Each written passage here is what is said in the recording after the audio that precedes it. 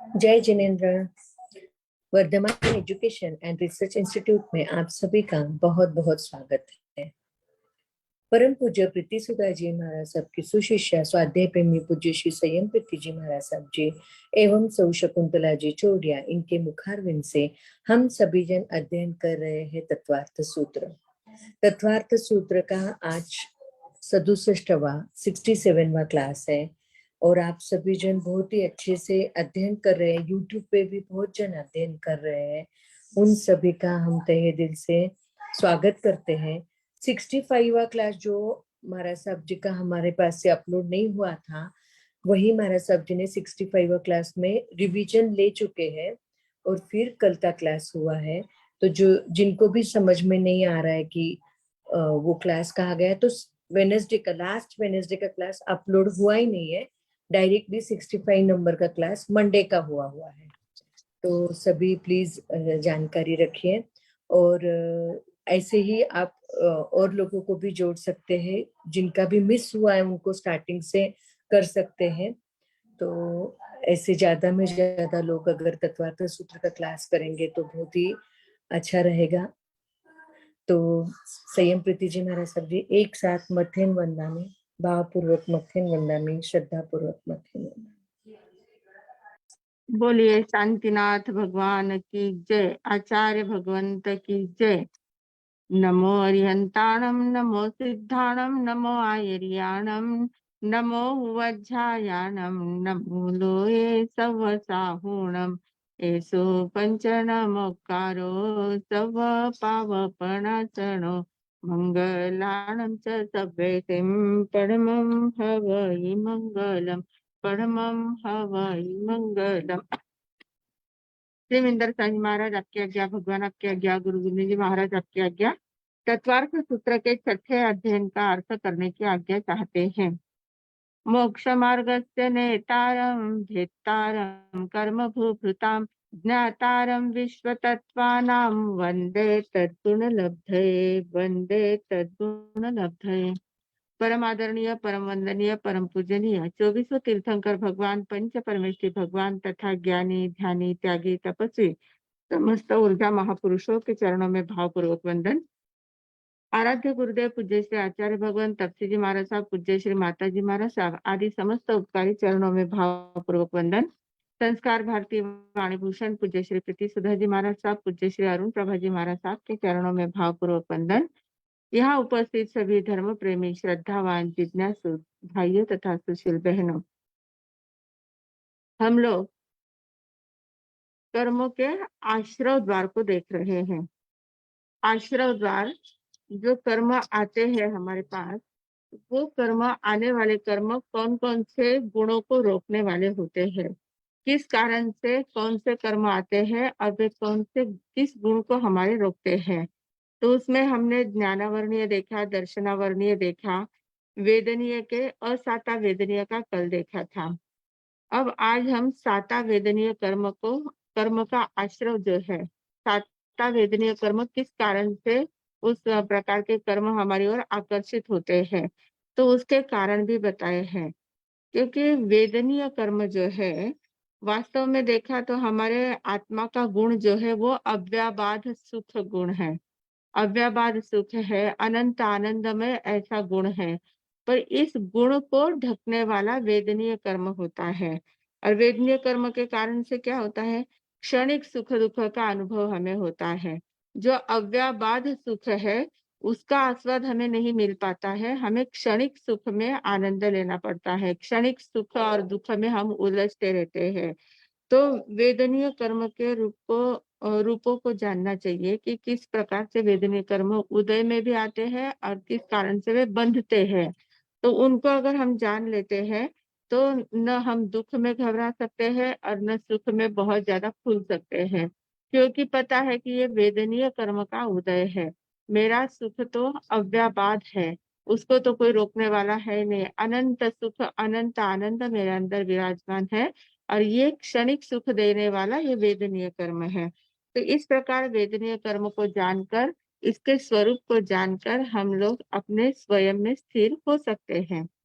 तो ये 13वां जो सूत्र है, 13वां सूत्र हमें कहने आया है कि साता वेदनीय कर्म का आश्रय द्वार कैसे हमारा खुलता है, साता वेदनीय का कर्म का बंध हमारे किस प्रकार से होता है। तो उसमें उन्होंने कहा है, भूत वृत्त्यानुकंपा दानम सराग संयमादि योग क्षांति शौचमिति सद्वेद्यस्य। सद्वेद्यस्य यानी साता वेदनीय कर्म के ये कारण है। तो कौन से कारण है? भूत वृत्त्यानुकंपा, भूतानुकंपा और वृत्त्यानुकंपा, ऐसे दोनों प्रकार की अनुकंपा बताई है। भूतानुकंपा यानी क्या? भूत का अर्थ हम लोग प्रतिक्रमण में भी फेरते हैं, तव पाण भूय जीव सत्ताणम आसायनाय। प्राण, भूत, जीव और सत्व 4 प्रकार के जीव कहे गए हैं। जितने भी संसार में जीव है उनकी कैटेगरी 4 प्रकार की होती है। तो उसमें जो प्राण है, प्राण किसको कहते हैं? प्राणी जिसको कहते हैं तो वो प्राणी है विकलेंद्रिय जीव, जो बेंद्रिय, तेंद्रिय, चौरेंद्रिय जीव होते हैं उनको प्राणी कहते हैं। फिर जीव भूत, सव पाण भूय, भूत यानी क्या कि जो भूत यानी वनस्पति काय के जीव होते हैं। भूत का अर्थ वनस्पति काय जीव होते हैं। फिर है जीव, जीव यानी जो पंचेंद्रिय जीव है, सन्नी पंचेंद्रिय जो जीव होते हैं वे उनको जीव कहते हैं। और सत्व यानी पृथ्वी, पानी, अग्नि और वायु के जीव, इनको सत्व कहा जाता है। तो ऐसे सव पाण भूय जीव सत्ताणम आसायनाय, आशातना 33 आशातना फेरते हैं तो उसमें ये बात आती है। तो सभी प्राणी, भूत, जीव, सत्व जितने भी है संसार में उनके प्रति अनुकंपा रखना। अनुकंपा का अर्थ क्या है? अनुकंपा यानी दूसरे के दुख को अपना दुख मानकर उस दुख को दूर करने के भाव मन में आना। किसी भी प्राणी को, जीव को, सत्व को, जिसको भी हम दुखी देखते हैं, कोई बहुत पीड़ा में है, दुख में है, तो उसका दुख, वो दुख अपना स्वयं का मानना और स्वयं के मानकर उसका दुख दूर करने का प्रयास करना। ये भाव जिसके मन में आते हैं उसको अनुकंपा कहते हैं। इसका ही अर्थ ये होता है कि सभी जीवों को साता पहुंचाने का काम करना। अगर हम सबको साता पहुंचाते हैं तो हमें भी साता वेदनीय कर्म हमारे भी बंधते। उस समय जो भी कर्म हमारी ओर आकर्षित होते हैं वे साता वेदनीय कर्म कहलाते हैं। फिर भूतानुकंपा में सभी प्रकार, भूत ये सिर्फ नाम दिया है उन्हें भूतानुकंपा, तो भूत आदि में सभी आ जाते हैं, प्राणी, जीव, सत्व सब आ जाते हैं। तो जितने भी जीव है संसार में वे सभी जीवों के प्रति अनुकंपा भाव रखना। फिर है वृत्त्यानुकंपा। वृत्त्यानुकंपा यानी क्या? व्रति के प्रति अनुकंपा रखना। व्रति अनुकंपा ऐसा उसका संधि विच्छेद होता है वृत्त्यानुकंपा का। व्रति प्लस अनुकंपा, व्रत्यानुकंपा। तो ये व्रति, व्रति लोग जो होते हैं, व्रति यानी कौन होते हैं? श्रावक भी होते हैं व्रति और साधु भी व्रति होते हैं। जो व्रतों को ग्रहण करते हैं, व्रतों का वहन करते हैं, व्रतों का पालन करते हैं, उनको व्रति कहा जाता है। तो ऐसे जो भी व्रती है, एक व्रत से लेकर 12 व्रत तक को पालन करने वाले श्रावक कहलाते हैं और 5 महाव्रतों को स्वीकार करने वाले साधु कहलाते हैं, साधु साध्वी जो होते हैं। तो श्रावक, श्राविका, साधु, साध्वी इन सभी को व्रती कहा जाता है। तो उनके प्रति, व्रती के प्रति अनुकंपा रखना मतलब क्या है? व्रती, व्रती लोग जो है उनका आदर सम्मान करना। फिर वो श्रावक हो या साधु हो, अल्पव्रती हो या महाव्रती हो, देशव्रती हो या महाव्रती हो, तो सभी व्रती लोग जो होते हैं उनके उनकी सेवा शुश्रूषा करना, उनको वस्त्र, पात्र, स्नान पानम जो भी उनको आवश्यकता है, औषधि आदि जो भी साता पहुंचा सकते हैं उस प्रकार के उनको देना और उनको साता पहुंचाना और सेवा शुश्रूषा करते हुए भक्ति भाव से उनका सहयोग करते रहना। हर बात में कहीं पर भी कोई भी महाराज साहब साधु संत दिखे, वे किस कौन से संप्रदाय के हैं ये बात दुय्यम स्थान पर है। साधु संत है, पंच महाव्रतधारी है तो वो हमारे लिए पूजनीय है, वंदनीय है। वो किस संप्रदाय के हैं, कौन से पंथ के हैं, वो सभी बातें बाद में देखी जाती है। पर जो पंच महाव्रतधारी है और अगर हम रास्ते में कहीं चल रहे हैं, हमें अगर ऐसे महाराज साहब साधु संत दिखते हैं तो तुरंत वहां रुकना चाहिए, उनको वंदन नमस्कार करना। उनको किसी बात की आवश्यकता है क्या? कभी कभी रास्ते में विहार करते हुए रास्ता भूल जाते हैं, या रास्ते में बहुत ज्यादा कुछ तकलीफ हो जाती है, किसी प्रकार की आवश्यकता उनको पड़ती है, तो अगर हमें ऐसे कोई साधु संत मिल जाते हैं तो तुरंत उनकी सहायता पूछना, उनको कुछ आवश्यकता है क्या पूछना, उनकी सेवा शुश्रूषा करना, और अपने पास जो भी कुछ हो, खाने पीने की जो भी चीजें होती है, अगर वो सुस्ती वस्तु है तो उनको बहराने का भी ध्यान रखना। तो इस प्रकार से उनकी सेवा करते करते उनके व्रत नियमों में हम व्रत पालन करने में हम सहयोगी बन सकते हैं। हम पाल नहीं सकते हैं, व्रतों को ग्रहण नहीं कर सकते, पर व्रतों को जो व्रती है उनको साता तो पहुंचा सकते हैं। तो इस प्रकार गृहस्थी लोगों का ये कर्तव्य होता है। तो जो भी व्रती लोग हैं उनको साता पहुंचाने का काम करना, उनकी भक्ति करना, उनका आदर सम्मान करना, इससे हमारे साता वेदनीय कर्म का बंध होता है।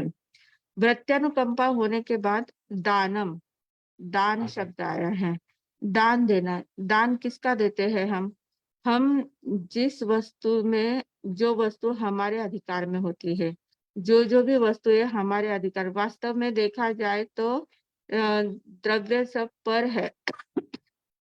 जितने भी पुद्गल द्रव्य है, जो भी वस्तुएं है, जो भी चीजें हमारे पास होती है, उनके ऊपर हम अपना मालकियत हम लोग जताते हैं। वास्तव में वो वस्तु किसी की मालकी की नहीं होती है।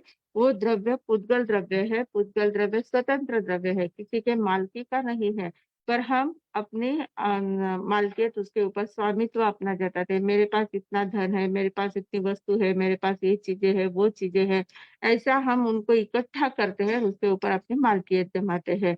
तो ऐसे अपनी मालकियत से जो जो भी वस्तुएं हमने इकट्ठा की है और उसके ऊपर हम ममता रखते हैं, आसक्ति रखते हैं कि ये मेरी चीज है, मेरी चीज है, मेरे अधिकार की चीज है।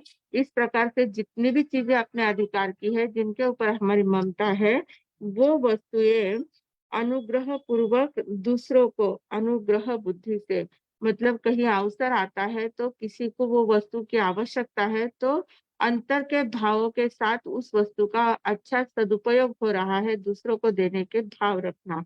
तो इस प्रकार विनम्रता पूर्वक दूसरों को उस वस्तु को देना। ऐसा नहीं, दान, इसको दान कहते हैं कि जो वस्तु मैंने अपना अधिकार जमा के रखा है, मेरे अधिकार में कुछ नहीं है, वास्तव में मेरा किसी के ऊपर अधिकार नहीं है, मेरे शरीर पर भी मेरा अधिकार नहीं है, तो बाकी वस्तु पर क्या अधिकार हो सकता है? पर हम लोग उसके ऊपर अधिकार जमाते हैं, ये मेरे निश्चय की वस्तु है, ये मेरे अधिकार की वस्तु है, ये मेरी है, इसके ये मुझे बहुत अच्छी लगती है, ऐसा उसके ऊपर हम आसक्ति भी जमाते हैं और ममता भी रखते हैं और स्वामित्व भी उसका उसके ऊपर रखते हैं। तो ऐसी चीजें जब हमारे अधिकार में होती है, उन चीजों को हमें, किसी को अगर आवश्यकता है तो उन चीजों का हमें दान करना आना चाहिए। पर दान भी कैसा करना है? विनम्रता पूर्वक, अनुग्रह, आपने मेरे ऊपर उपकार किया, जो आपको इस वस्तु की आवश्यकता है और मेरे पास वो वस्तु है, इसलिए आप उसको ग्रहण करिए। इस प्रकार से उत्कृष्ट परिणामों के साथ उस वस्तु को देना, इसको कहते हैं दान। तो ये जितने हम उत्कृष्ट परिणाम से देते हैं, बहुत बार क्या होता है, दान देते हैं पर दान देते समय मन में थोड़ा सा अहंकार हो जाता है, देखो मैं कितना दान दे सकता हूँ, देखो मेरे पास कितने पैसे हैं, मैं इतना दान कर सकता हूँ। तो ऐसे थोड़ा सा अहंकार आ जाता है। मैं तो किसी को भी जो चाहिए ना फटाक से दे देता हूँ। मुझे तो देने की बहुत अच्छा, देने में बहुत आनंद आता है। इस प्रकार हम जब व्यक्त करते हैं तो मतलब उसका अर्थ होता है कि हमें उस वस्तु के प्रति मोह था और हम जो दे रहे हैं वो अंतर के मन से नहीं दिया है, वो दिखावे के लिए दिया है, दूसरों को अच्छा लगे और लोग मेरी प्रशंसा करें, इस भावना से दिया जाता है। तो उस भावना से दिया हुआ दान दान नहीं कहलाता है। अनुग्रह पूर्वक विनम्रता से अपने अधिकार की वस्तु को दूसरे को देना, उसको कहते हैं दान। तो विनय पूर्वक दान करना होता है। फिर चौथी बात आती है सराग संयमादि योग। सराग संयमादि योग। अब सराग संयमादि योग जो है, आदि शब्द दिया है, संयमादि आदि दिया है, मतलब उसमें चार बातें आती है। सराग संयम आदि योग में 4 बातें आती है। कौन सी बातें हैं? पहली तो है सराग संयम, सराग संयम, राग सहित संयम का पालन करना है। दीक्षा ले ली है, पर दीक्षा लेने के बाद दीक्षा की जो चीजें है, दीक्षा के जो उपकरण है, उनके प्रति राग होना, ओघे के प्रति, मुहपत्ती के प्रति, कपड़ों के प्रति, वस्त्र पात्रों के प्रति, शास्त्रों के प्रति, जो किताब है उनके प्रति राग होना, मोह होना कि ये मेरी है, मेरे अधिकार की है। इस प्रकार उसमें ममत्व भाव थोड़ा सा होना, उसको कहते हैं सराग।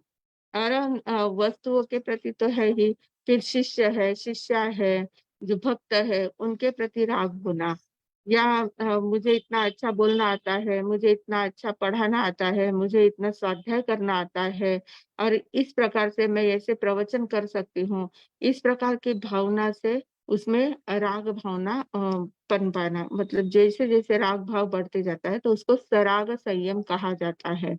तो राग सहित संयम का पालन कर रहे, व्रत नियमों का पालन व्यवस्थित कर रहे हैं। सभी व्रतों में किसी भी प्रकार का कोई भंग नहीं है, पर मन में ऐसी भावना है कि मैं ज्यादा से ज्यादा लोगों को समझाऊं, ज्यादा से ज्यादा लोगों को पढ़ाऊं, ज्यादा से ज्यादा लोगों को प्रवचन दूं, ताकि लोगों में परिवर्तन हो जाए। तो लोगों में परिवर्तन की भावना रखना, ये भी सराग संयम है।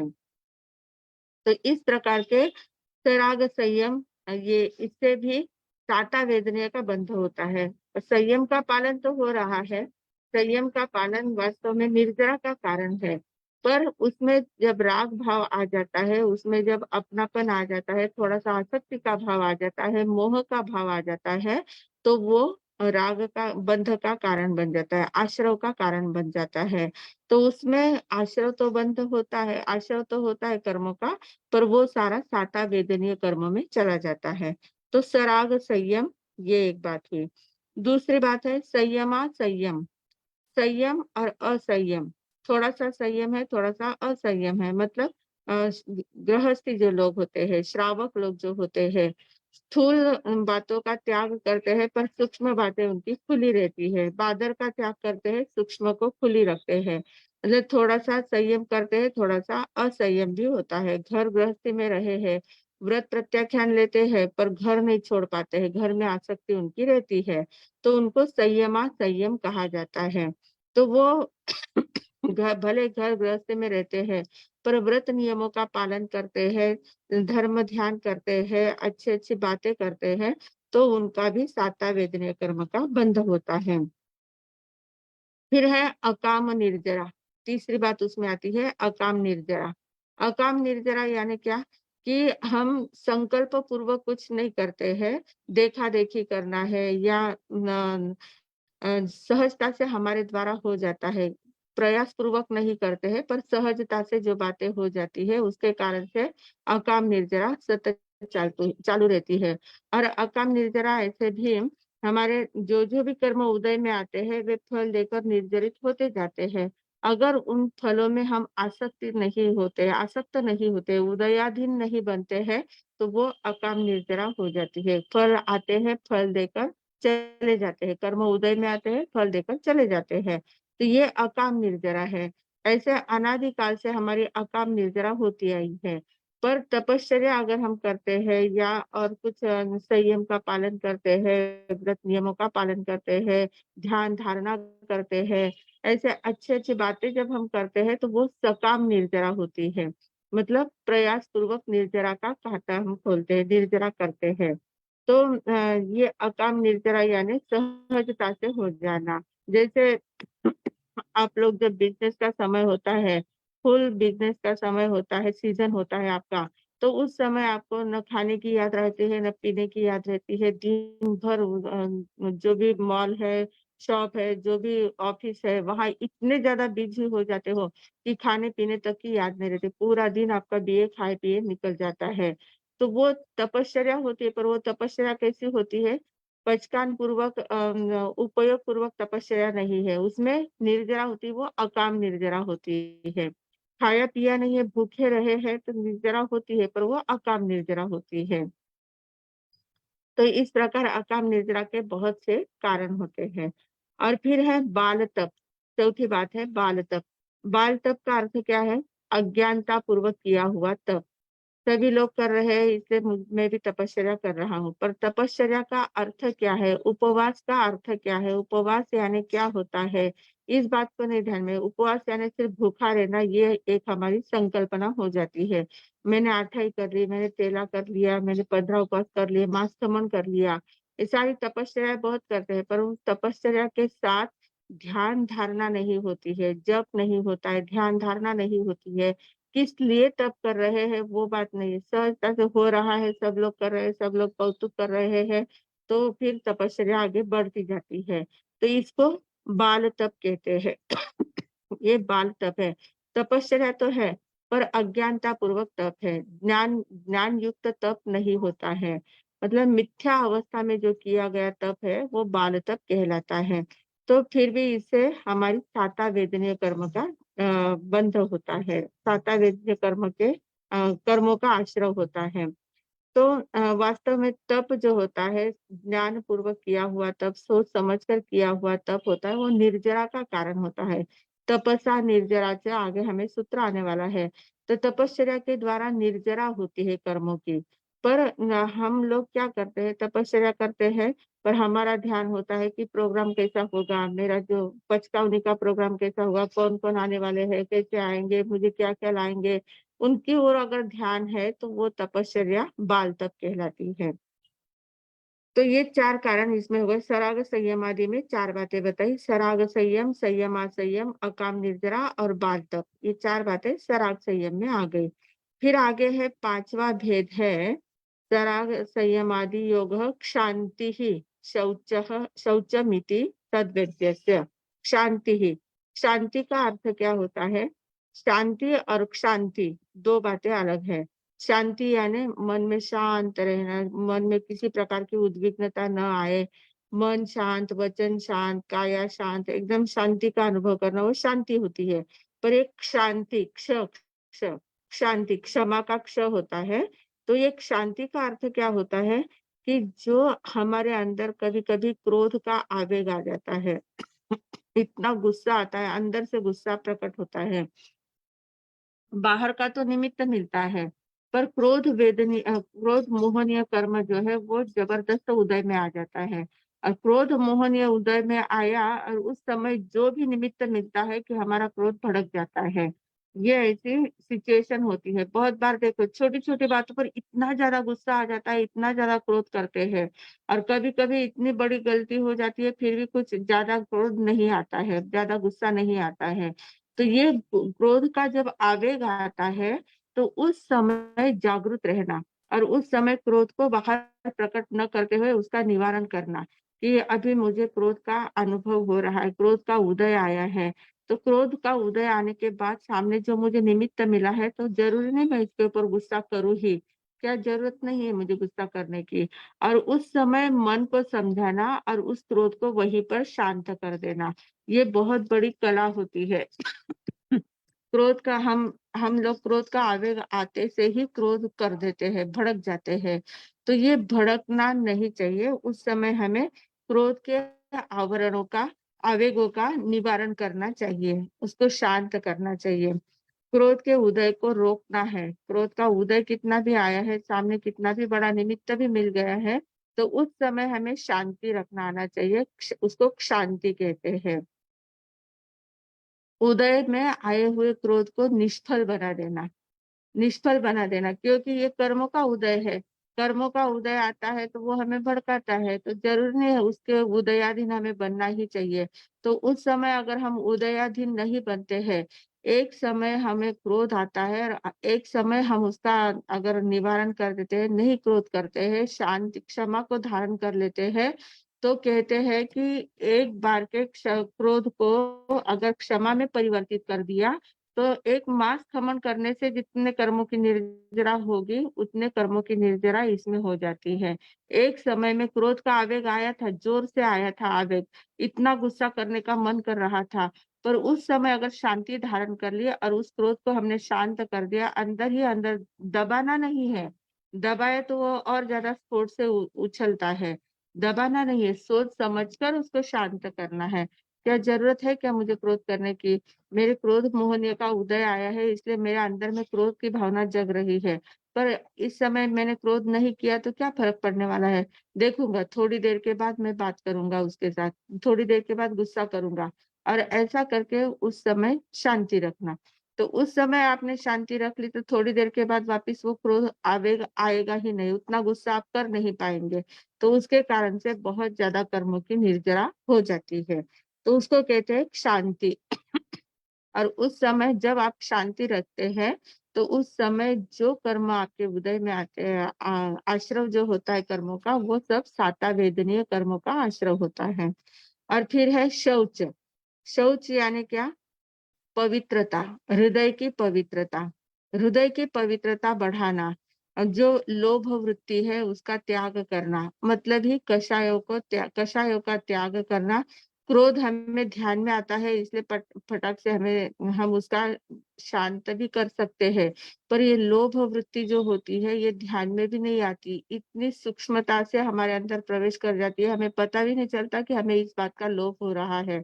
और एकदम ऐसा लगता है कि नहीं, मुझे लोभ वगैरह नहीं है, पर अंदर में वो लोभ रहता है। लोभ इतना भयंकर है कि वो 10वें गुणस्थान तक साथ में रहता है।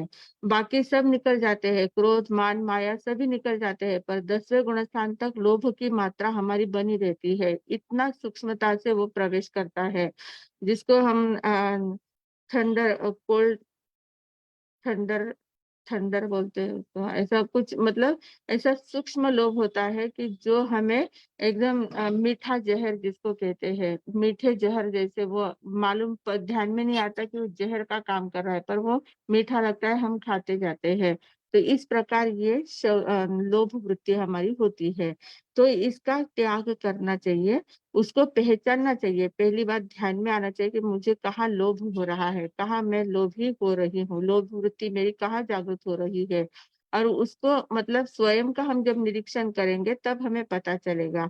तो ऐसे लोभ का त्याग करना और हृदय की पवित्रता को बढ़ाना, ये शौच है। इसके कारण से हमें साता वेदनीय कर्म का आश्रय होता है। तो ये 13वें सूत्र में साता वेदनीय कर्म के आश्रय के ये 6 कारण बताए हैं। भूतानुकंपा, वृत्त्यानुकंपा, दानम, सराग, संयम आदि, और शांति और शौच, ऐसे 6 कारण बताए हैं। अब आगे मोहनीय कर्म आता है। वेदनीय कर्म के बाद है मोहनीय कर्म। मोहनीय कर्म के आश्रय द्वारों को आगे बताने वाले हैं। वास्तव में देखा तो मोहनीय कर्म जो है वो कर्मों का राजा कहलाता है। सभी कर्मों का मुख्य कर्म कौन सा है? तो मोहनीय कर्म है। और मोहनीय कर्म के मुख्यतः 2 भेद होते हैं। एक होता है दर्शन मोहनीय और दूसरा होता है चारित्र मोहनीय। दर्शन मोहनीय जो कर्म है वो हमारे श्रद्धा गुण को ढकने का काम करता है। श्रद्धा गुण आत्मा का है। श्रद्धा होना ये आत्मा का गुण है। विश्वास हम दूसरों पर करते हैं, पर श्रद्धा हमारे अंतर से जागती है। तो अंदर से जो जागने वाला श्रद्धा गुण है वो अनुभूति पूर्वक होता है। अनुभूति का गुण होता है। जिस बात की हमें अनुभूति हो जाती है उस बात की पर हमारी श्रद्धा दृढ़ हो जाती है। तो ये श्रद्धा गुण बहुत महत्वपूर्ण है। श्रद्धा गुण हमें दृष्टि देता है, एक सत्य असत्य का परिचय कराता है, वह और पर का भेद ज्ञान कराता है। श्रद्धा गुण मतलब ही सम्यक दर्शन प्राप्त होना। सम्यक दर्शन को प्राप्त कराने वाला श्रद्धा गुण है। श्रद्धा गुण से ही सम्यक दर्शन प्राप्त होता है। और इस गुण को आवरण करने वाला, इस गुण को ढकने का काम करने वाला दर्शन मोहनीय कर्म होता है। दर्शन मोहनीय कर्म के उदय के कारण से हम सत्य का परिचय नहीं कर पाते हैं। स्व क्या है, पर क्या है, भेद ज्ञान नहीं कर पाते हैं। हमारी दृष्टि सम्यक नहीं बन पाती है। तो ये दर्शन मोहनीय कर्म बहुत ज्यादा घातक कर्म है। घातक इसलिए है कि वो हमारे गुणों को ढकने का काम करता है, प्रकट नहीं होने देता। अंदर के श्रद्धा गुण को प्रकट नहीं होने देता। हमें लगता है कि मेरी बहुत श्रद्धा है, धर्म के प्रति बहुत श्रद्धा है, मानवता के प्रति बहुत श्रद्धा है, गुरु के प्रति बहुत श्रद्धा है। पर ये जो हम श्रद्धा कहते हैं, ये श्रद्धा हमारा विश्वास को हमने श्रद्धा का नाम दिया है। श्रद्धा के नाम से हम विश्वास रखते हैं। और थोड़ा सा हमारी एक अंदर में एक ऐसी चौकट बन जाती है कि ऐसे जो गुरु है वही हमारे गुरु है, इन नियमों को पालन करने वाले हैं, इस प्रकार से वो जो समझाने वाले हैं, इस प्रकार से बोलने वाले हैं, इस प्रकार से आचरण करने वाले हैं, वही गुरु है और उनके ऊपर मेरी बहुत ज्यादा श्रद्धा है। तो ऐसे हमारी श्रद्धा हम बना लेते हैं, ये धर्म है, इस धर्म के प्रति मेरी श्रद्धा है। और जब हमारे चौकट के बाहर अगर कोई जाता है, हमने गुरु के प्रति हमारी श्रद्धा है, पर हमने अगर उनका आचरण थोड़ा-सा हमारी कल्पना से विरुद्ध रूप में आचरण देख लिया, थोड़ा-सा चेंज उनके अंदर देखा, तो तुरंत हमारी श्रद्धा डिग जाती है। तुरंत हमारे ऐसे क्या गुरु होते हैं क्या? ऐसे क्या महाराज साहब होते हैं क्या? ये तो इतना भी नियम नहीं पाल पाते हैं, इतना भी ऐसा नहीं करते हैं, उनको कोई महाराज साहब कहने के लायक है क्या? तुरंत हमारी श्रद्धा वहाँ डिग जाती है। तो उसको श्रद्धा नहीं कहते, वो विश्वास होता है। और वो विश्वास का घात हो जाता है, विश्वास हमारा नष्ट हो जाता है। पर श्रद्धा गुण जो होता है, श्रद्धा गुण हमारा आंतरिक गुण है। एक बार श्रद्धा जाग गई, एक बार हमें पता चल गया कि हाँ, श्रद्धा को पहचानने का एक महत्वपूर्ण सूत्र ऐसा है कि जब जो श्रद्धा कैसा भी अंतर से एक तो प्रकट होती है पहली बात। दूसरी बात कैसा भी प्रसंग आए तो हम श्रद्धा को डिगा नहीं सकते। हमारी श्रद्धा डिग नहीं सकती, अटल रहती है। नहीं, ये ऐसा ही है। आत्मा के ऊपर एक बार श्रद्धा हमारी जम जाती है, अनुभूति हमें हो जाती है। इसलिए तो श्रद्धा गुण कब प्रकट होता है? सम्यक दर्शन होने के बाद श्रद्धा गुण प्रकट होता है। सम्यक दर्शन होना मतलब ही श्रद्धा का गुण को प्रकट करना है। तो जब हम आत्मानुभूति कर लेते हैं और आत्मानुभूति होने के बाद जो हमारी श्रद्धा जम जाती है कि नहीं, मैंने खुद ने अनुभव किया हुआ है, मेरे खुद की अनुभूति है। हम लोग कहते हैं ना कि मैंने अपने आंखों से देखा है ऐसा। पर बहुत बार आँखों से देखा हुआ भी बात गलत हो सकती है। पर श्रद्धा गुण जो है वो स्वयं की अनुभूति का गुण होता है और अनुभूति जब हमारी प्रकट हो जाती है तो अनुभूति होने के बाद हमें कोई कितना भी कहे कि क्या आत्मा का अस्तित्व है, क्या आत्मा नाम की कोई चीज ही नहीं है, ये संसार कुछ नहीं है, पंच महाभूतों का शरीर बनता है, उसमें थोड़ी सी चैतन्य शक्ति जागृत होती है, उसको क्या आत्मा कहते हैं क्या? इस प्रकार से कोई कितना भी कहे तो हम क्या कहेंगे? नहीं, मैंने स्वयं ने अनुभव लिया है, आत्मशक्ति है और है ही। ऐसी दृढ़ श्रद्धा हमारी हो जाती है, फिर उसको कोई डिगा नहीं सकता। उसको कहते हैं श्रद्धा। जैसे छोटा बच्चा होता है, छोटे बच्चे को हम अगर कहें कि ये अग्नि है, अग्नि को हाथ मत लगाना, नहीं तो तुम्हारा हाथ जल जाएगा। तो उसको विश्वास होता है कि ठीक है, ये कह रहे हैं इसलिए नहीं लगा, पर उसके मन में थोड़ा-सा डाउट होता है कि क्या होता है चटका लगना मतलब क्या होता है? तो वो क्या करता है, एक बार उस अग्नि को हाथ लगा के देख लेता है। एक बार जैसे उसका अग्नि को हाथ लगा तो उसको एकदम चटका लगता है, एकदम ध्यान में आता है कि अरे! ये ऐसी अग्नि जो होती है वो हमें तकलीफ देने वाली होती है। मेरा हाथ जल गया, कितनी जलन हो रही है। तो वो उसकी अनुभूति कर लेता है। तो अनुभूति करने के बाद उसको दूसरी बार कहना नहीं पड़ेगा कि अग्नि को हाथ मत लगाओ। अग्नि को हाथ लगाओगे तो चटका लग जाएगा, ऐसा दूसरी बार कहना नहीं पड़ता है। उसके दिमाग में वो बात एकदम फिट बैठ जाती है कि नहीं, अग्नि को हाथ लगाया तो चटका बैठेगा, चटका लगेगा, तो वो संभल के रहेगा। अग्नि से फिर वो संभल के रहेगा, उसको फिर संभालना नहीं पड़ता, वो अपने आप संभल जाता है। तो वैसे जब हमें पता चलता है कि मेरी आत्मा अलग है और ये सारा अलग है, स्व और पर का भेद ज्ञान हो जाता है, तो ये आत्मा के हमारी जो ऊर्जा होती है वो पर में कहीं अटकती ही नहीं है। पता है ये सारा पर है, ये सब बदलने वाला है, सब चेंज होने वाला है, पर है। मैं तो शाश्वत हूँ, मेरी आत्मा शाश्वत है। तो इस प्रकार की श्रद्धा जब जम जाती है, तो फिर बाकी की बातों समझाने की ज़रूरत नहीं होती है, अपने आप सभी बातें ध्यान में आने लग जाती हैं। तो ऐसे श्रद्धा गुण को ढकने का काम दर्शन मोहनीय कर्म करता है। तो वो क्यों करता है? दर्शन मोहनीय कर्म को हम कैसे बांधते हैं? उसका आश्रव कैसे होता है? तो उसके लिए आगे के 14वां सूत्र दिया हुआ है।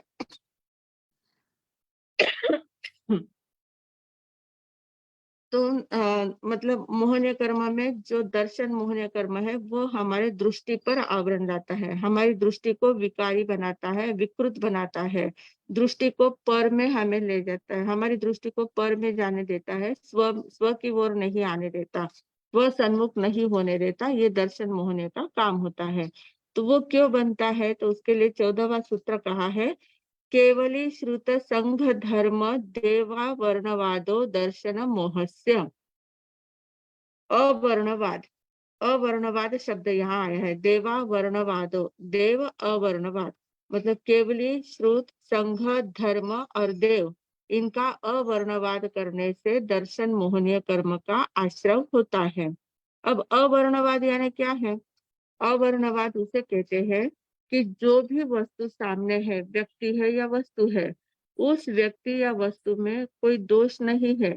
जो दोष उसमें नहीं है, उस दोष की वहां पर स्थापना करना। अब जैसे केवली अवर्णवाद कहा है, तो केवली अवर्णवाद में क्या आता है? केवल ज्ञानी जो है वो तो त्रिलोकीनाथ है, वो सर्वज्ञ है, सर्वदर्शी है, सब कुछ उनके गुण प्रकट हुए, पूरा आत्मगुण उनके प्रकट हो चुका है।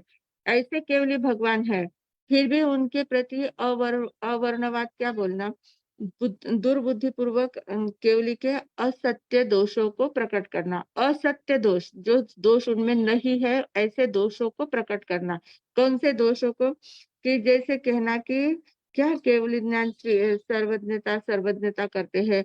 अगर उन्होंने सर्वज्ञता प्राप्त कर ली है, तो उन्होंने मोक्ष का मार्ग इतना कठिन क्यों बताया? वो एकदम सीधा सरल मार्ग बता देते। इतना कठिन मार्ग बताया, इतना दुर्गम मार्ग बताया कि जिसके ऊपर चलना हमारे जैसे लोगों को संभव ही नहीं है। अगर वे सर्वज्ञ है, सर्वदर्शी है, केवल ज्ञानी है, तो उन्होंने एकदम सीधा सरल मार्ग बताना चाहिए। तो वो सीधा सरल मार्ग बता ही नहीं पाते हैं। वो तो कहते हैं कि सम्यक दर्शन ज्ञान चारित्राणि मोक्ष मार्ग है। सम्यक दर्शन पहले प्राप्त करो, फिर सम्यक ज्ञान होगा, फिर सम्यक चारित्र का पालन करो, फिर आपको मोक्ष मिलेगा। इतना दुर्गम मार्ग वो बताते हैं। तो इस प्रकार केवल ज्ञानी जो है उनका अवर्णवाद करना, मतलब अवर्णवाद करना यानी जो दोष उनमें नहीं है, उन दोषों को प्रकट करना, स्थापित करना उनमें वो दोष, और उनकी निंदा करना, उसको कहते हैं अवर्णवाद। तो ऐसे केवली का अवर्णवाद करना, इसको इससे इसके कारण से क्या होता है? हमारे दर्शन मोहनीय कर्म का आवरण होता है, आश्रव होता है। फिर है श्रुत अवर्णवाद। श्रुत अवर्णवाद यानी क्या? कि जो आगम है, केवल केवल ज्ञानी लोगों ने जो मतलब तीर्थंकरों ने जो वाणी फरमाई है, उसको गणधरों ने शास्त्र रूप में प्रतिबद्ध की हुई है। शास्त्र रूप में उनको गूथा है। तो ऐसे उनको हम आगम कहते हैं। ऐसे जो आगम है, उसमें अंग शास्त्र है, उपांग शास्त्र है, छेद शास्त्र है, मूल शास्त्र है। ऐसे हम 32 आगम हम लोग मानते हैं, 45 आगम मंदिर वाले लोग मानते हैं, और दिगंबर संप्रदाय वाले और अलग ही आगम मानते हैं। उनके समय सार, नियम सार, धवला वगैरह आदि उन वे आगमों को मानते हैं। तो ये जो आगम होते हैं, आगमों में तीर्थंकरों की वाणी होती है। तो उस वाणी की निंदा करना, कैसे कहना कि श्रुत का अवर्णवाद कैसे करना? कि जो भगवान ने कहा है ना, वो बातें तो हमारे आगमों में है ही नहीं। भगवान क्या ऐसे ऐसे फालतू बातें कहते रहते क्या? इतनी कथाएं भगवान कहते थे क्या? इतने लोगों के जीवन की बातें भगवान करते रहते क्या? ऐसा कुछ नहीं है। ये तो सारे लोगों ने अपने मन से कपोल कल्पित कल्पना से ये सारे आगम बनाए हुए हैं। इन आगमों में कुछ रखा हुआ नहीं है। हम जब भी आगम पढ़ते हैं तो उसमें तो कुछ मिलता ही नहीं है। जो प्रश्न हमारे मन में होता है, उसका जवाब तो हमें कभी मिलता ही नहीं है। उसमें बार बार वही वही बातें रिपीट रिपीट आती रहती है। इसको क्या आगम बोलते हैं क्या? इस प्रकार से आगमों का, श्रुत का अवर्णवाद करना। आपकी बुद्धि कम है, आप सोच नहीं पाते, पढ़ नहीं पाते, उसको समझ नहीं पाते, ये आपका दोष है। आगमों का दोष नहीं है। आगम तो परंपरा से चले आ रहे हैं, और उसमें जो दिया हुआ है, आगम के शास्त्रों को, आगम की भाषा को अगर आप जान सकते हैं और उसको समझने का प्रयास करते हैं, तो उसमें जितना लिखा हुआ है उतना कहीं पर भी नहीं है। इतनी बातें सारी आगमों में होती है। आगम हमारे लिए भगवान की वाणी है, और उसके बारे में ऐसा अवर्णवाद करना, इसके कारण से दर्शन मोहनीय कर्म का आश्रय होता है। फिर तीसरा कहा संघ अवर्णवाद। संघ के प्रति अवर्णवाद। भगवान ने चतुर्विध संघ की स्थापना की है। चतुर्विध संघ में साधु, साध्वी, श्रावक और श्राविका चारों प्रकार के स्तंभ बताए गए हैं। चतुर्विध चार प्रकार का ये संघ बताया है। तो इस चतुर्विध संघ के प्रति अवर्णवाद करना, क्या रखा है चतुर्विध संघ में? कोई अर्थ नहीं, कोई साधु समाज में कोई अर्थ नहीं है। कौन कैसा, जिसको जैसा लगता है वो वैसा रहता है। और श्रावकों में तो किसी में एक मत होता ही नहीं है, सभी अपने अपने ही चलाते हैं। इसको क्या संघ बोलते हैं क्या? ऐसा क्या संघ होता है क्या? और चतुर्विध संघ भगवान ने भले ही बोल दिया है, पर उस संघ में कोई अर्थ नहीं है। इस प्रकार से संघ का अवर्णवाद करना, संघ की निंदा करना, चतुर्विध संघ की निंदा करना, जबकि चतुर्विध संघ को इतना ज्यादा महत्व दिया गया है। हमारे नंदी सूत्र में हमने देखा था, नंदी सूत्र की चौथी गाथा से लेकर 19वीं गाथा तक पूरा चतुर्विध संघ के प्रति इतने अलग अलग उपमाएं देकर उसकी विशेषताएं बताई है कि चतुर्विध संघ को कितना महत्व होता है, कितना विशेष होता है चतुर्विध संघ। उस संघ की महिमा गाई गई है। तो इतना संघ की महिमा होते हुए भी उसके बारे में अगर अवर्णवाद करते हैं, निंदा करते हैं, उसमें जो दोष नहीं है उन दोषों का दोषारोपण करते हैं, तो इसके कारण से दर्शन मोहनीय कर्म का बंध होता है। फिर है धर्म अवर्णवाद, धर्म के प्रति अवर्णवाद करना। धर्म तो पहली बात तो धर्म क्या है ये हम समझ नहीं पाते हैं। हम जैन धर्म, बौद्ध धर्म, हिंदू धर्म, वैष्णव धर्म, मुस्लिम धर्म, क्रिश्चियन धर्म, ऐसे धर्म के हमने नाम रखे हुए हैं। तो ये जो धर्म है, जो अलग अलग नामों से पहचाने जाने वाले जो धर्म है, वो धर्म नहीं कहलाते हैं, वो संप्रदाय कहलाते हैं, पंथ कहलाते हैं। जैसे स्कूल के अलग अलग नाम होते हैं, अलग अलग स्कूलों के नाम होते हैं, और वो स्कूलों के नाम यानी स्कूल नहीं होती है। स्कूल में जाने के बाद वहाँ जो पढ़ाया जाता है, वहाँ जो ज्ञान प्राप्त होता है, वो ज्ञान का स्थान स्कूल होता है। ज्ञान प्राप्ति का स्थान स्कूल होता है। सिर्फ नाम में कुछ नहीं रखा होता है, नाम नाम के साथ उसके रूल्स रेगुलेशंस आते हैं, और उसका सिर्फ फॉलो करना उसको स्कूल नहीं कहते हैं। सिर्फ स्कूल का ड्रेस आप एकदम व्यवस्थित यूनिफॉर्म पहन के जाते हो, समय पर जाते हो, समय पर आते हो, सब जितने जितने उनके रूल्स है उन सभी रूल्स का फॉलो करते हो, सभी व्यवस्थित करते हो, पर पढ़ाई कुछ नहीं कर रहे, तो उस स्कूल का कोई मतलब है क्या? कुछ भी फायदा नहीं है। वैसे ये धर्म के जो नाम बताए गए हैं, जैन धर्म सिर्फ हम जैनी है, जैनी सिर्फ नाम कहने से जैनी नहीं। हम स्थानक में जाते हैं, हम सामयिक लेते हैं, मुंहपत्ती बांधते हैं, ऐसा करते हैं, वैसा करते हैं, तपस्या करते हैं, सब कुछ करते हैं, ऐसा ऊपर से सब कुछ करते हैं, पर अंतर का आपने कुछ प्राप्त किया क्या? अंतर का ज्ञान प्राप्त किया क्या? स्थानक में जाना का अर्थ क्या होता है? स्थानक में जाकर क्या करना था? जैन धर्म यानी क्या होता है? धर्म की परिभाषा कभी समझी क्या?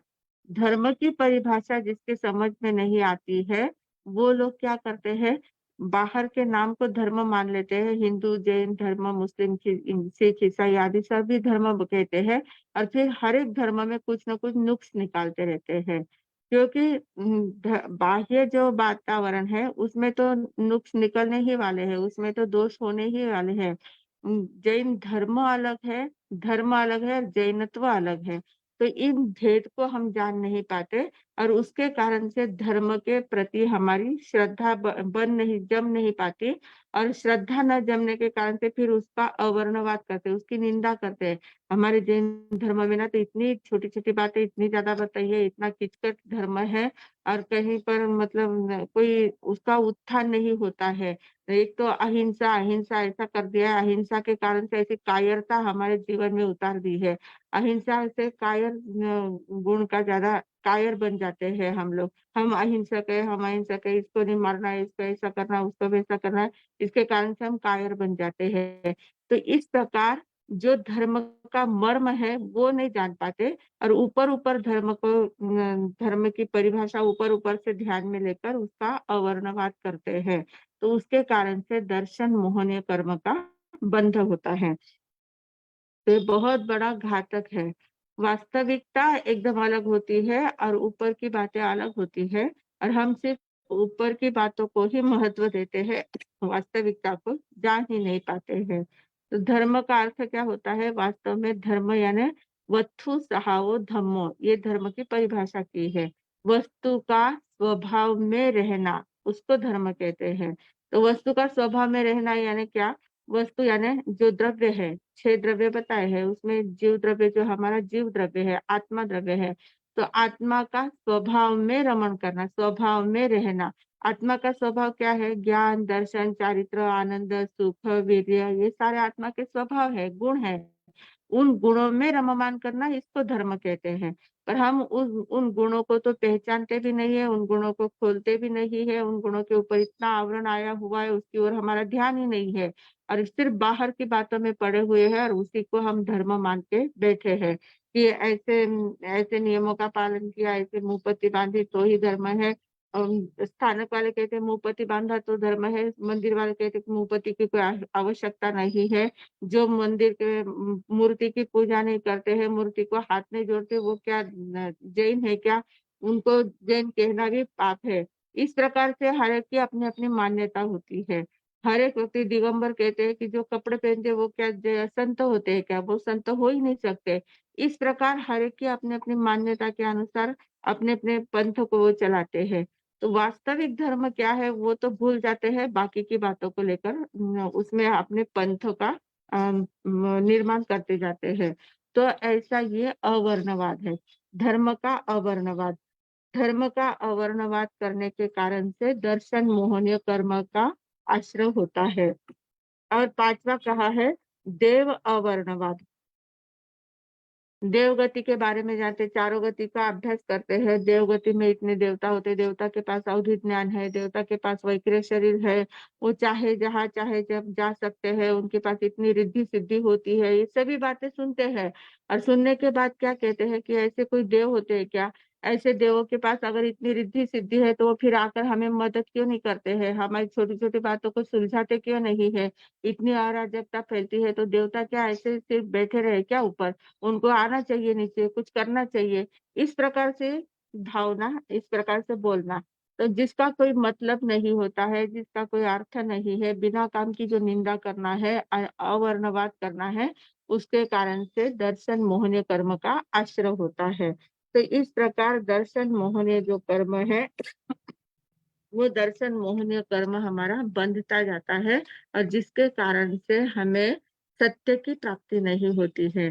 दर्शन मोहनीय के कारण से क्या होता है? हमारा उद्वेग बढ़ता है, हमारे अंदर उद्विग्नता बढ़ती जाती है, हम बंधन में फंसते जाते हैं। ये चारों गति का बंधन है, शरीर का बंधन है, बाकी बाह्य वस्तुओं का बंधन होता है, उस बंधन में हम फंसते जाते हैं। फिर सत की प्राप्ति नहीं होती, जो सत तत्व है उसकी प्राप्ति नहीं होती है, असत में ही फंसते जाते हैं, असत में ही हम घूमते रहते हैं, और विद्यांतराय हमारा बढ़ता है। जो पुरुषार्थ होना चाहिए, स्वयं को प्राप्त करने का पुरुषार्थ जो हमारा होना चाहिए, वो पुरुषार्थ हमारा जागता ही नहीं है। हमारा पुरुषार्थ कहाँ जागता है? पर में जागता है। स्व का पुरुषार्थ तो जागता ही नहीं है, पर में पुरुषार्थ करते हैं, बिना काम की मेहनत वहां करते हैं, और उसके कारण से और ज्यादा दर्शन मोहनीय को गाढ़ा करते जाते हैं। तो इस दर्शन मोहनीय कर्मों को अगर हमें कम करना है तो उसके लिए क्या करना चाहिए? उसके लिए सतत शास्त्राभ्यास करना चाहिए। तत्वों को जानना है, तत्व क्या है, सत्य क्या है, द्रव्य क्या है, गुण क्या है, पर्याय क्या है, इन बातों का अभ्यास करना चाहिए। और अभ्यास करने के बाद हमारी चेतना को स्व सन्मुख लाना चाहिए। जो पर में जा रही है तो प्रयास पूर्वक हमें स्व सन्मुख लाना है कि नहीं, मुझे पर में नहीं जाना है। मैं जब तक मुझे अनुभूति नहीं होती है तब तक मैं प्रयास करूंगा अपने अंदर जाने का, और ध्यान की साधना करने का अभ्यास करना चाहिए। वह स्वयं का चिंतन मनन करना चाहिए, स्वयं में स्थिर होने का प्रयास करना है। पर से जितना अलग होता है, आसक्ति जहाँ जहाँ हमारे आसक्ति के प्लग लगे हैं, उन आसक्ति के प्लगों को निकालकर अनासक्त भावना को बढ़ाना चाहिए। ऐसी बातें जब हम करते हैं तब हमारा दर्शन मोहनीय कर्म का आवरण थोड़ा सा कम हो सकता है, उसका क्षयोक्षम होगा, तब हमें क्षयोक्षम लब्धि प्राप्त होगी। उसके बाद विशुद्धि लब्धि, देशना लब्धि, ये सारी लब्धियां हमारे जीवन में आती जाएगी, और उसके बाद हमें सम्यक दर्शन की प्राप्ति हो सकती है, हमारा श्रद्धा गुण प्रकट हो सकता है, और दर्शन मोहनीय कर्म को हम बाहर बाजू में हटा सकते हैं। तो इस प्रकार सभी लोग इस मार्ग की ओर प्रयास करें, चलने का प्रयास करें, और सत्य का परिचय करने के लिए चाहे जो करना पड़े वो करे, आंतरिक जिज्ञासा को जागरूक करे और सत्य का परिचय करने का निश्चित रूप से सत प्रयास करेंगे तो हमें हमारा श्रद्धा गुण प्रकट हुए बिना नहीं रहेगा। इतना ही बोलकर अब मैं विराम लेती हूँ। ओम शांति।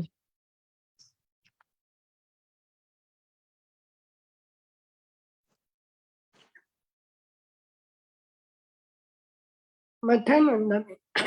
दया पालो।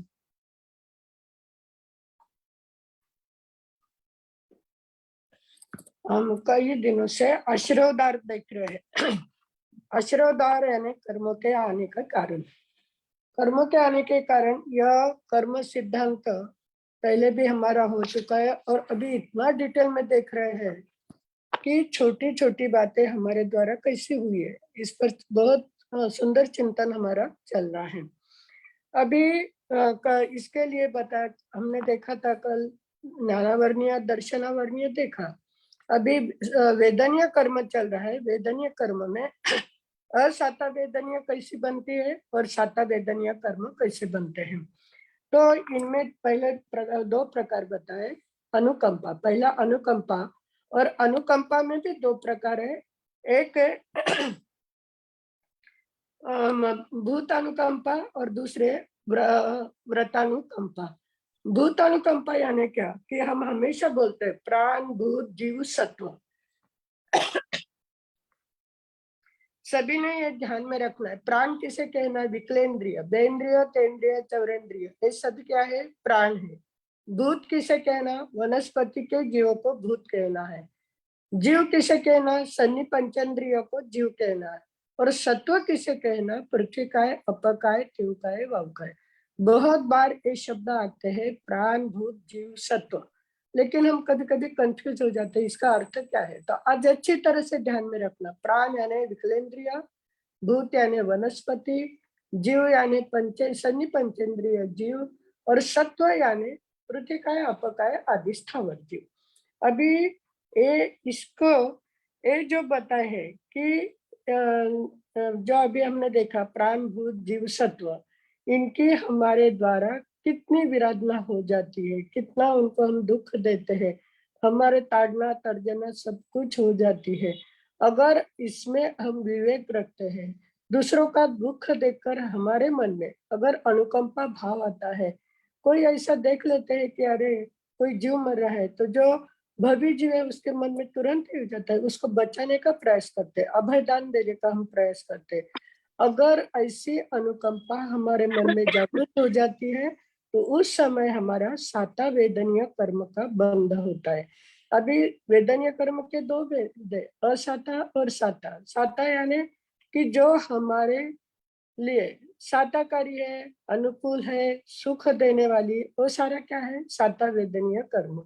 अभी सुख और दुख दोनों हमारे हाथ में। हमें दुख प्राप्त करना है क्या सुख? दुख आता है तो हम एकदम तड़पड़ाते हैं, घबराते हैं, लेकिन ये हमारा ही सारा बोया हुआ है। ये सारे कर्म हमने बोए हुए हैं और वो उदय में आ रहे हैं। उदय में आने के बाद हम उदयाधीन हो जाते हैं और उस कर्म की प्रतिक्रिया देने लगते हैं। तो दुख में प्रतिक्रिया देने से दुख और बढ़ता है और सुख में पुण्य से जो हमारी पुण्यवानी है वो घटती है। तो दोनों में हमें कैसा रहना? समता भाव रखना है। तो दो प्रकार की जो अनुकंपा है वो हम अभी दूसरी बताई व्रत व्रत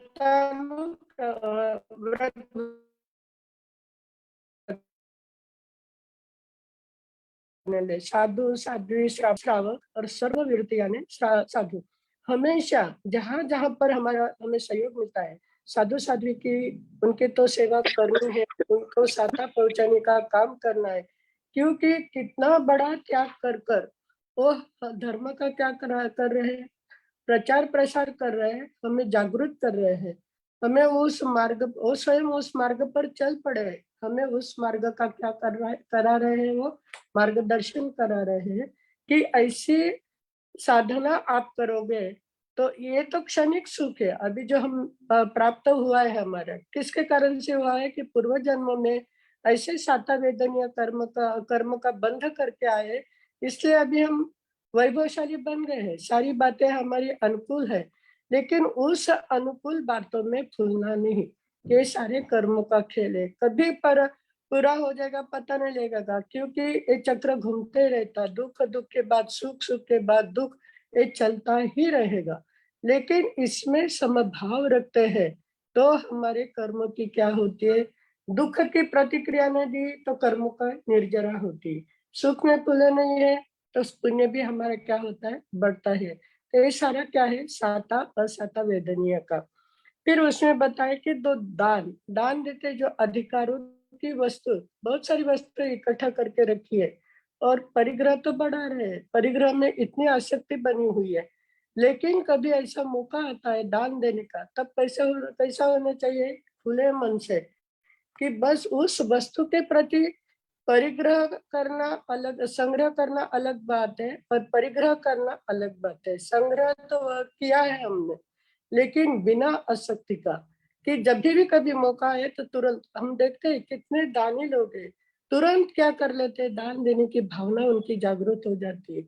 लेकिन एक ध्यान देना है कि दान देते समय भी अहंकार की भावना मन में नहीं आनी, मैंने इतना दान दिया और मेरा नाम तो कोई आया ही नहीं, ऐसी भावना जब हमारे मन में आती है, दान दिया तब तो बहुत सारे शुभ कर्मों का बंध कर लिया, लेकिन उसके साथ जब अहंकार आ गया तो उसमें क्या हो जाती है, हमारे पुण्य कर्म कम भी होने लगते हैं। तो हमेशा देखना है दान कैसे देना, कि इस हाथ की बात उस हाथ को पता नहीं चलनी चाहिए। गुप्त दान बहुत विरले लोग देते हैं, आजकल देखा जाता है कि नहीं, नाम दिया तो ही दान देते हैं। तो ये अपनी अपनी भावना है, लेकिन हमें समझना चाहिए। अभी ये सारी बातों पर जब चिंतन होगा तब मन में लगेगा, अरे ये वस्तु तो ये अशाश्वत है, इसको दे दिया तो क्या, आज नहीं दिया तो कल तो इस वस्तु को छोड़ के जाना है मुझे। तो है तभी देने की जब भावना जगती है, तो उसको क्या कहा जाता है, सही में वो दान होता है। अभी सराग संयम, उसके आगे हमने देखा है सराग संयमी, संयमा संयमी। सराग संयम यानी बहुत उत्कृष्ट भाव से वैराग्य भावना थी, दीक्षा ले ली, दीक्षा लेने के बाद भी मन में अभी संसारी लोगों को सांसारिक वस्तुओं का मोह रहता है, और साधु संतों को भी है कि हमारी शिष्य परंपरा, हमारे जो उनके उपकरण है, उपकरण के प्रति भी आसक्ति, मेरा आसन, मेरी किताब, मेरा ओघा, ये शब्द, मेरा शब्द जब आता है तो साधु संत रहे तो भी वहां पर सराग संयमी होते हैं, क्योंकि राग द्वेष की भावना उनके मन, राग की भावना, द्वेष की नहीं, राग की भावना उनके मन में ही होती है। और संयम, संयम यानी श्रावक, श्रावक के कैसा है कि हम क्या करते हैं कि थोड़ा सा संयम और थोड़ा सा असंयम, व्रत नियम का पालन हम करते हैं, लेकिन हमारा आगार धर्म है, संसार में बैठे तो हम क्या करते हैं, हर बात में छूट रखते हैं, आगार यानी। और इतनी छूट जो हो जाती है कि व्रतों का नियम तो बहुत कम पालन हुआ जाता है, कि जैसे रात्रि भोजन की सौगंध किशन मारे साहब ने कहा कि 1 महीने के लिए रात्रि भोजन का त्याग कर दो, तो तुरंत हमारे मुंह से निकलता है, मारे साहब 1 महीने का सौगंध तो हम ले लेते हैं, लेकिन 4 दिन की छुट्टी रखो, कहीं बाहर गए वगैरह तो हमें तो लेना पड़ेगा। अभी इतनी छोटी छोटी बातों में हम क्या करते हैं, आगार रखने का एक करते, प्रयास करते हैं। तो हमारा कैसा है, व्रत नियम अल्प प्रमाण में उसका पालन होता है, पूरी तरह से हम पालन नहीं कर सकते। तो हमें, हमारे लिए शब्द कौन सा आया है, संयम, संयम। अभी ध्यान में रखना, जब भी हमारी पढ़ाई चल रही है तो सराग संयम किसे कहना है और संयम संयम, सराग संयम यानी साधु संत और संयम संयम यानी श्रावक। उसके आगे आता है अकाम निर्जरा। अकाम निर्जरा तो सहजता से, बिना सोचे समझे, बिना व्रत पचकान के साथ की जाती है। जैसे दिवाली के काम निकलेंगे और घर में बहुत बार हम ऐसा ही होता है, इतने काम में ये हो जाते हैं, तल्लीन हो जाते हैं कि पोरशी 1.5 पोरशी कब आ गई पता ही नहीं लगता है, लेकिन हमने व्रत पचकान लिए नहीं। निर्जरा तो हुई आपकी, लेकिन कितनी हुई वो, बिना कर्म उदय में आए थे, फल देकर वो निकल गए, उसकी क्रिया प्रतिक्रिया आपने दी नहीं, तो वहां पर आपकी अकाम निर्जरा हो गई। लेकिन संकल्प पूर्वक व्रत पचकन से जब हम कर्मों का क्षय करते हैं, तभी वो क्या होती है, सकाम निर्जरा होती है। तो अकाम निर्जरा और सकाम निर्जरा अच्छी तरह से जान लेना है। जो भी कुछ करना है आपको, थोड़ा करो, 1 घंटे का करना है, फिर भी उसके लिए क्या करो, व्रत पचकाम के साथ की गई वो निर्जरा होती है। उससे क्या होता है, दोनों से, अकाम निर्जरा से भी और सकाम निर्जरा से भी आपका साता वेदनीय कर्म का बंध होता है। अकाम निर्जरा से ये होता है और सकाम निर्जरा से उत्कृष्ट बंध आपका होता है। तो अभी देखा, दूसरी है बाल तप। बाल तप मैंने देखा देखी, सिर्फ बहुत सारे लोग हैं उपवास कर लेते हैं, एकासना करते हैं, आयम्बिल करते हैं, लेकिन खाली तप करते हैं, उसके साथ कोई साधना नहीं। टाइम पास के लिए कभी कभी पिक्चर भी देखते हैं, मोबाइल में टाइम वेस्ट करते हैं। ऐसा उसके साथ प्रतिक्रमण करना कि आज मेरा तप है, मुझे प्रतिक्रमण करना है, कुछ स्वाध्याय करना है, ये भाव ही मन में नहीं आते हैं।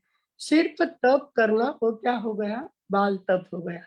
वो ज्ञान युक्त नहीं है। उससे कर्मों की निर्जरा हो रहे, आपकी साता वेदनीय कर्म का बंध हो रहा है क्योंकि आपने तप किया, इससे बंध होगा। लेकिन ज्ञान के साथ जब तप किया जाता है तो क्या होता है, सकाम, यानी बाल मरण पंडित मरण जो है, तो इसमें ही आता है कि बाल तप और पंडित तप। एक पंडित तप जो होता है वो ज्ञान तप के साथ किया जाता है। फिर उसके आगे बताया था एक शांति और एक शांति। शांति यानी मन वचन काया को, मन शांत, वचन शांत, काया शांत, एकाग्र चित्त होना है, तभी शब्दों का उच्चारण हम करते हैं। शांति से होता है उस क्रोध का अवैध को, अगर उस क्रोध का निवारण करके, अभी इतनी क्रोध करने की आया है, प्रसंग बना हुआ है, फिर भी अगर उसमें संभाव रख लेते हैं तो वहां पर हमारी क्या हो जाती है, शांति हो जाती है। ऐसे कई तरीके हमें साता वेदनीय असाता वेदनीय कर्म के महाराज साहब ने बहुत विश्लेषण पूर्वक बताया है। अभी दूसरा बताए शौच, यानी हृदय की पवित्र।